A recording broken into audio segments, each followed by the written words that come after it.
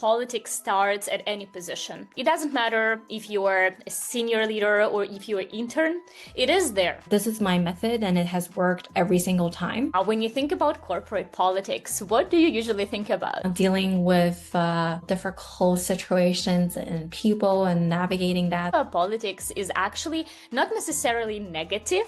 It can be quite positive. People have different goals. If you decide to fight, you just have to ensure you know exactly why.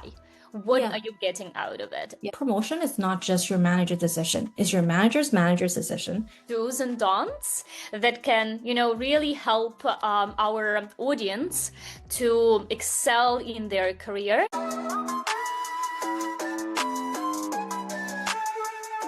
Hey everyone, welcome to another episode of Sassy Moms. I'm Wendy. Anya, and today we have an exciting episode about corporate politics. Wendy, when you think about corporate politics, what do you usually think about? I don't know, just difficult people, I guess. How do we navigate, I don't know, difficult situations and people and navigating that, that's not really part of your job description. I want to start this episode by first kind of bringing a perception around what politics is, because even you just said, oh, it's dealing with like difficult people. And that's why every time when we talk about corporate politics, I feel like we have this negative perception of it. But I think through the years of my experience personally, I have discovered that I think politics is actually not necessarily negative. It can be quite positive, and it's usually just like associated with basically, as you mentioned, unspoken rules and energies that are happening within the people. And I think it's actually impossible to even live without it just because we are people. I think even about like your family, don't you have to navigate those energies all the time, no matter, even if you set a rule for your child, hey, bedtime is at 8 p.m. Do they always follow those rules? No, definitely not. Exactly. Sometimes they're sick, sometimes they just don't have a mood to go to bed. So you have to somehow convince them that they need to go to bed. So I guess this is what politics is. And I think if you can play it well, you can really excel your career and it can help you. Okay, yeah. So maybe walk us through like what do you think politics are, and maybe we can walk through like some of the tips that we can help people navigate if they're in these situations. Yeah, absolutely. So as I mentioned, politics is this like unspoken energies, unspoken rules that people play by. So I think politics starts at any position. It doesn't matter if you are a senior leader or if you're an intern, it is there. So something that I prepared is like some rules of do's and don'ts that can, really help our audience to excel in their career and to really like maybe better even understand their organization. So let's start with the rule number one. And usually I think when it comes to, just joining a new project or a new organization or things like that, the rule number one that played very well with me is like always know that if you join a corporation or a project or anything else, like you can't come in with your rules. At least in the beginning, you have to play by someone else's rules. But only after you kind of establish your reputation or, once people trust you, you can start setting those rules yourself and maybe navigate the ship into a different direction. What do you think about it? Yeah, and I think before I even like talk about like these, I think one of the things that you kind of like draw to my mind on thinking is I think in a workplace or in even a family, when there's people and people have different goals, fears and maybe career ambitions and maybe the resources they have like access to it varies, right? And I think this is where sometimes like corporate politics as what we know it can happen. And I think understanding from that perspective, this helps us kind of frame like these some of the tips that you have.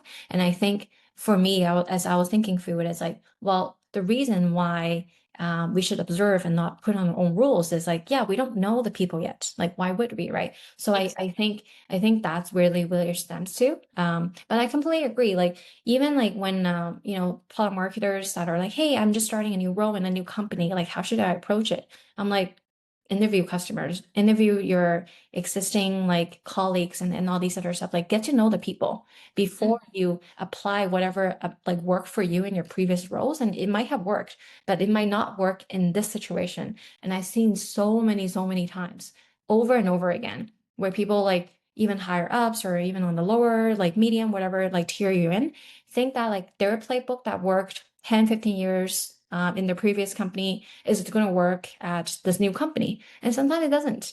Um, so just being able to like be okay with observing and being able to have that intelligence to just observe and then go in and see what could be applicable is a really uh, good skill to have. Exactly. So this brings basically to another rule is that if you again just join, if you are in an organization that is not familiar, don't jump into doing. Don't jump with your opinions. First observe. First understand. Very often, like I see people coming in and like providing their opinions or doing certain things which already have been done. Isn't it easier even for you to, first just I don't know, like talk to people, understand their roles, understand their job descriptions, understand the existing artifacts, read those before even wasting your time on doing certain things that you're like potentially you as our audience can get into trouble because not always people will necessarily like initiative and it can potentially like doing someone else's job can create some rivalry. So before you really know where you can step in, where you can leverage, where you can potentially, excel, like first review where you can really fit and where you can bring value. My role always, if I'm, let's say, in a new company or with a new boss, I try to spend less on giving my opinions. I honestly usually like spend at least a month just sitting quietly. And even if I have something to say, I don't like saying it because I don't know. I'm sure I know that I don't have enough information in order to talk about it. Mhm. And actually, one of the interesting things that you, Wendy, just mentioned is like, hey, we don't know the goals, motivations, personas of people around us, right? And actually, no one writes in job description, hey, understand what this person is kind of driven by, or what is the motivation of this person, right? Like, no one gives this guidance. No one is writing this in a job description, but these are the rules of I guess like another advice is to know your stakeholders. Again, we are all human. Every single person has not only their professional, they also have their personal motivation. And so you have to be very, very like again, like you have to establish trust in order for this person to share those with you, and then you can be able to like make decisions much more in a much more strategic way. Yep, totally agree. Okay, so we covered that. Another thing that actually, one of the rules that I personally have is filter out toxic people. I don't know, like Wendy, do you have people around you who basically will say, "Oh, this company goes into trash. This company is going to die soon. You're like, I don't know, our department is going to completely be fired, laid off." Yeah, and I think like how I usually approach this is like add some humor to it. I think people like even these toxic people might have a lot of like, there's a lot of negativity and it's like just adding some humor to it, just kind of like personalize that relationship more and then like you're still trying to like connect in a way, right? Like I feel like that's how I usually approach it and for sure like I don't like for me toxic people might not even be like trashing the company. It might be like just trashing other people that you might be Yeah, working exactly. with, things like that. And then it's just like it's not a great working day. Like I don't want to spend my 8 hours, 9 hours just having all that negativity. I had to deal with my kids already. Like there's a Exactly. lot of negativity that they give me. It's like, Mom, I hate you for doing this. Like, how much time do I have to like, deal with that? Oh Now on my top God. of this, I have to hear all this like negativity and toxicity. Like, no. Um, and then you just like try to be positive around people like that, and I try to add humor, and then yeah, and I think that's how I usually navigate it and try to like not let them affect me. Yeah, it's actually like I fully agree with you, but I do see people who actually do fall for it, right? And that's why again, the advice here for the audience is like stop wasting your time. And obviously when I say filter out, I don't mean like don't talk to this person again and again, but if you just see this person being like so negative and maybe sometimes even influencing you emotionally, just try to, maybe only talk to this person when it comes to professional projects. Don't maybe spend too much time like hanging out with this project out like with this person, sorry, outside, and just try to also mentally talk to yourself and say, okay, even if this person says this company is going to be bankrupt in 2 days, maybe you should not believe it because Yeah, and I think it's like I'm trying to understand like where that toxicity is coming from. And maybe they do have a right to, this like, certain process or certain, things that people are working on, certain project. I think understanding like really where that toxicity is coming from can help you like even level set, right? It's like, oh, like I understand he's been working like 60 hours last week. Like, of course he's toxic today, like today. And then that, like I think having some sort of empathy also helps like level set, right? Like everybody comes on, and I think one of the corporate things or one of the things I have learned throughout my years is sometimes people might just have a bad day. Like, and then you're yeah. like, well, what the heck is wrong with that person? Like, and then you're like, well, actually, he had a 60-hour week last week, and his family, there might be something going on there. Like, not knowing everything, I think just bringing yourself having the empathy and understand like, hey, everyone is a human, behind maybe even that toxicity, be behind this like career, professional, whatever it is. I think just having that like helps at least like myself, just like, hey, level set. It's okay. Like it's not that Yeah. bad. Yeah, absolutely. It was very funny because again, there is like a thing where, like obviously like talking about like your salary, talking about your bonuses, things like that, it's usually something that we think, okay, we don't do it. But in reality, people usually do it.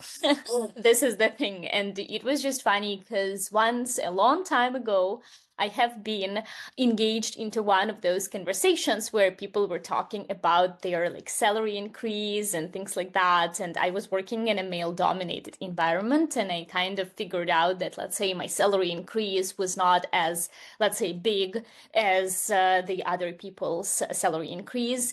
And there was this person telling me, oh my God, let's go, let's sue your company. That's because you're a woman.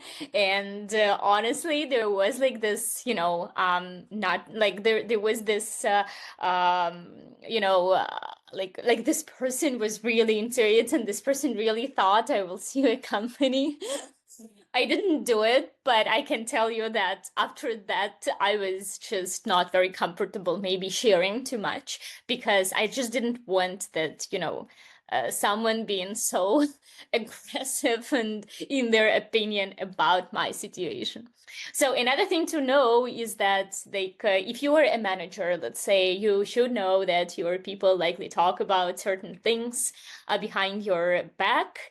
And again, this is normal part of human beings. So as managers, we should always try to obviously ensure we do, like, let's say, compensation review, increase as fair as we can.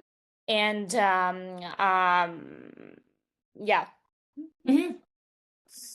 that's just funny. Anyways, so another thing is obviously like when it comes to corporate politics, is I think I learned one of the biggest thing is that you have to form alias, alias, is it correct English? Alliances Because obviously, if you are in a higher position, not just an intern, you always likely will talk to many stakeholders. So, but obviously, remember rule number one is that your boss is your best kind of friend, your best cooperator, because your boss's success directly depends on your success. So, one of the things that, again, always worked for me, maybe it was like a little bit natural, and I also selected my company and like my bosses, my managers quite carefully, but I always try to form like good relationships with my boss, always inviting my boss for a coffee, or trying to like build some, like relationships maybe outside of office, like inviting like for dinner once, or, just maybe initiating some team building activities, not necessarily one-on-one, but as a team, and like building like good, friendly relationships, because this also will help you in Hmm. terms of just maybe promoting certain projects that you think have like high potential. What do you Yeah. think, Wendy? Do you go for coffee with your reports?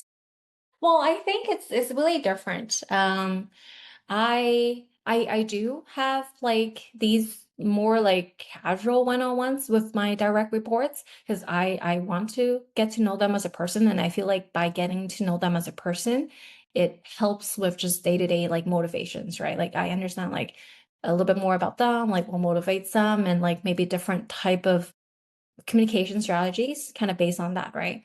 But Yeah. I don't know if like I would recommend that I need to have a relationship with my boss just because to like, navigate corporate like politics or whatever it is. I don't know. I'm like I have a good relationship with all my bosses, but to be honest, like I never had much interaction outside of work for many of them. So Hmm. it's like there might be like team building events and things like that. There are obviously certain like, managers that we just bonded because of our similar interest. But I didn't make I guess like an extra effort to build those relationships outside of work. But that's just me. Um, but that's just me. But Yeah. I completely agree with like what you mentioned about the forming the alliances within the company. And it's really helped to I don't know if it's like corporate politics, but it's like more the alignment. Like I was telling you, like I don't know if this is like corporate like politics or whatever, but my biggest struggle right now as a even like just managing expectations between the different like teams, the different functions, and then managing the alignment between those different teams is challenging. And then because especially, I don't know if it's because of product marketing, as we navigate with so many different teams and like maybe product has different goals, marketing has different goals, and sales has like different ideas, and then just like trying to bring everyone on the same table and then discuss those so we can like kind of move forward is the politics I have to navigate. And Hmm. just try to like move forward without being like, I guess, like crippled by these Hmm. like different opinions because I can tell you it's chaos Hmm. when you're just trying to pick like hey, how do I align all you guys, and sometimes it's just like through messages. Okay, let's just have a short like 15-minute call, so then hey, read this document, here's what I know, gathering all these information from everybody. Do you guys agree? And then just having that alignment I find was my way to just avoid some of these like politics, right, between the different groups. Yeah, absolutely. I mean, again, like I guess like the reason why we are a little bit in a confrontation, not a confrontation, but like we have different opinion is because Yeah. I feel like for me, like building like even a reputation is actually politics. Like because no one writes in a job description, hey, you have to like create a positive perception by stakeholders, right? So at the end of the day, when you even have the skill, which we talked a lot about in product marketing, product management, like influence without authority, how can like really you do it? The only way you do it is you navigate, let's say, different personalities. You tell something that people believe in. You establish trust. People know that if they join you, because maybe of just positive reputation, maybe because you have exceptional project history, like an exceptional result, like people want to join you because people know that joining you will help them. And at the end of the day, like people really don't want to, like, let's say, work extra. Like who do, like, if you come to your demand gen department, right, like they don't want to work extra, but you still somehow can schedule extra webinars because they know that this webinar will give them something that they can be like proud of. Right. So obviously, when I talk about politics, like again, there are different personalities. Some people engage in nasty politics. Some others engage into like you and I think are pretty similar. Like I'm, for example, also like I try to just focus on results. I try to disengage from noise. I try to disengage from like leadership changes, from any drama happening around me, and I try to do results, results, results. But at the same time, like let's say you are great at managing, like when it comes to conflict, let's say you are great at avoiding it, right? And you're great at convincing people that they do whatever you want to do by using, like, I don't know, like sharp and soft language at the same time. For example, my approach is different. I will try to convince people with data as much as I can. If I can't, I will be directly like confrontational. So how do we like still can continue working in this company, but both to be successful? Because, these are two different, let's say, conflict resolution, conflict management Yep, skills. for Um, sure. so, yeah, to me, politics is not like negative. It's just something that intangible is happening just because we are all human beings. I agree. And it's like whenever there is people, there will be politics. I think that's Exactly. as simple as that. So, like one of the things, like, let's talk about it. I told you yesterday, I will ask you this question. So, for example, like you have been proven multiple times that you can navigate like complex personalities with strong Mhm. opinions and push, let's say, certain things into your direction. So how do you do it? I What I really skill do think you need? I think it's really what I was thinking through this as well. And I'm like, I don't think there is like one way. I can't pinpoint like a like this is my method and it has worked every single time. But I really feel like it's the alignment for me. And it's like navigating like strong personality is like you understand like what's motivating them to have the strong, opinion on certain things, right? You understand like if you understand that motivation, you're better to equipped on like your perception. It's Mm-hmm. like, okay, like based on what, I understand you want XYZ. Okay, great. You want XYZ, but like this is your motivation, this is your goal. And I feel like, by doing ABC, you can achieve that goal maybe faster, like more efficiently, like I would give them like different ideas on Mm-hmm. how to approach that because I know maybe what they suggested XYZ is like maybe not possible based on whatever out like whatever is happening right now. And I feel like that has been always my approach is like I don't dismiss what they have maybe their ideas because obviously working with strong personality is they hold their ideas really tight. It's like my idea is the best and you're like saying all these things and it's not great and blah blah blah, right? So approaching that, it'd be like, well, they're obviously going to be very defensive, first of all, right? But if I approach it as like, hey, what you want to do is like, is my understanding of the goal correct? And then, they will agree with you. The more you get them to agree with you, you can like guide them to that path. Like that's kind of how I usually do it. If I have to think about like an approach, it's just more like small wins. Like, Mm-hmm. okay, let's step one. Okay, let's agree on this. Okay, how about step two? Well, how about this? Okay, like we have four things that we kind of disagree on. Like, well, what can we do to like find a kind of happy medium? Hey, let's push it, this way more because I feel like, you can win it there. And then I less care about that. Like figuring out like what's priority and what really matters and taking those small wins. And I feel like we can work together more cohesively. And then I think that's has been my approach. Okay, so congratulations, you are engaged into company politics. It's just your methods are through competence, intelligence, results orientation, goal orientation. But you are like you try to understand the goals of every stakeholder and then you try to step by step navigating them towards like something that you believe can provide great results.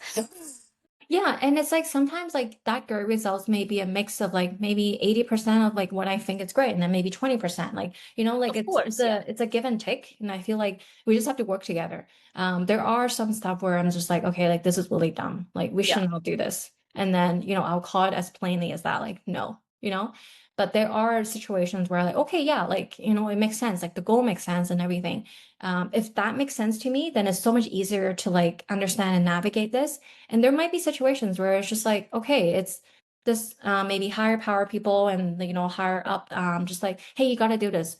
Do I agree sometimes? Maybe not, right? Like, I mean, you sometimes have to. So it just have to pick those wins and loses where it just makes sense maybe for the company. I don't have insights in like there's so much factors that go into those. So you just have to figure out like, hey, where do you need to win? Where do you need to maybe not win? And then where can you find a happy medium? And figure out like where you want to place your energy. Because frankly, you don't have all the energy to fight every single little thing. Exactly, exactly. And this is another role is like, hey, risk reward. Like, don't fight for things that will not, like, if you choose to fight for something, if you choose to go into conflict, if you choose to go against something, first of all, ensure you have enough political credits. So don't do it in your first, like, half a year, even. But if you decide to fight, you just have to ensure you know exactly why. What Yeah, are you getting out of it? yeah. Just to And fight for the sake because you think people are stupid will lead you yeah, nowhere. no. And then the other thing is like if things that you want to fight on, I really think it's like you need to have allies, right? Like it's like Mhm. are you confirming with all the stakeholders that you need to like maybe there's a key person that you need to convince and that key person trusts like XYZ people. Have those XYZ conversations prior to bringing it up to this person that you really need that final authoritative like decision on. Because once you get those allies like agreeing on your strategy, it's more likely for the other person to be in agreement. So like those really can help to really navigate some of these things as well. Yeah, actually about like funny story, right? So as we are like in this discussion, um my way of participating in politics is also through like results orientation. I try to, just focus on my results, not involved in drama, but still consider like stakeholder needs in order to, create like a positive experience throughout the projects that I work on. And it was just funny because one of our CEOs actually didn't believe the positive review about the direct reports of managers. So let's say if a CEO has a CTO and a CTO comes in and says, oh, like Wendy is so great, she's the best engineering manager ever. He is very skeptical because he thinks that, okay, obviously you're a manager, you have positive relationships, you likely are biased and very smart. And so once I was working on a product that was an acquisition product, and I had to bring the processes of that product into our corporate environment. And I was working with like basically the managers of those product, and they said something positive about me to the CEO. So when my manager went to a CEO and asked for my promotion, I was immediately accepted because the CEO said that, hey, like, okay, I've heard like positive things about her, not only from you, but also from other people. Right. And this is another thing where, hey, like ensure that not just one person, like when I say form positive relationships with your boss, it's just honestly because you don't have another way. Like you have to Yes. form positive relationships with your boss. That's it. You don't have a different, but also ensure your reputation is positive Yes. This among is other people yes. so that people hear about you because your manager might not be there one day and you still should be within the Yes. company. That's actually a very important point where like a lot of new people that are joining like any companies, they're like, well, how come I'm like not getting promoted and all these other things, right? I'm like, your manager can only do so much for you. Like this is absolutely like something that it's key because guess what? Like promotion is not just your manager's decision. It's your manager's decision. Also based on that team. Like there might be like 10 people they want to like promote within that team. How do they prioritize? Because I can tell you they won't be able to promote 10. So it's like building those relationships and then like getting your value like be able to share out beyond like your manager, your group, your anybody that you interact with. Like that's a great example. Like that is one thing that I feel like a lot of people miss. It's like, oh, like how come that person got promoted and not me? And then you kind of look at yourself, it's like, hey, I'm the best worker, like, compared to this person, like I feel like I do so much. And then you realize it's like, hey, I got, missed on the promotion and you're wondering why. But it's sometimes like it's really not the manager problem because it's not just the manager decision in a lot of different ways. So I think it's a good building allies and making sure that people are vouching for you and saying great things about you. It's really key. Yeah, and reputation is key. I think Yes. maybe on our final note, I want to say that like always build positive reputation. And I want to also maybe talk about like things that I've learned because working through, 10, 15 years already in the industry, I have seen a lot of things happening, right? And sometimes there are like obviously like people who end up getting promotion by moving other people down. Mhm. For example, it's not my way, by the way. So, but there can be people like that. And so, actually, the thing that I learned and the advice that I would give is like, if this is your way, if your way is okay, I will just make my manager bad because I know this will give me up. Just ensure that your manager is also a people that everyone else doesn't like. Because if you end up doing that, and this person ends up like in a smaller scope, or this person ends up like downgraded, demoted, this can backfire into you if people around you like this person. Maybe it will not be like a consequence for you like immediately or maybe not in the next year or two, but it might be. So if you like I would say if I would engage in this game, which I don't like this game, I wouldn't do it. Again, based on risk reward factor. But if something like that happens, it's just important to ensure that either this person is like fully gone from a company or you are going against someone that already has like negative reputation, not within your eyes, but also people around you.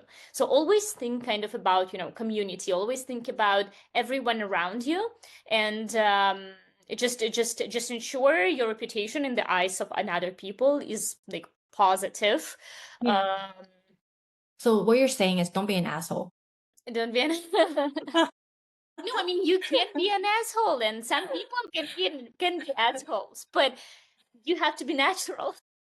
Like I don't think you, Wendy, or me are natural.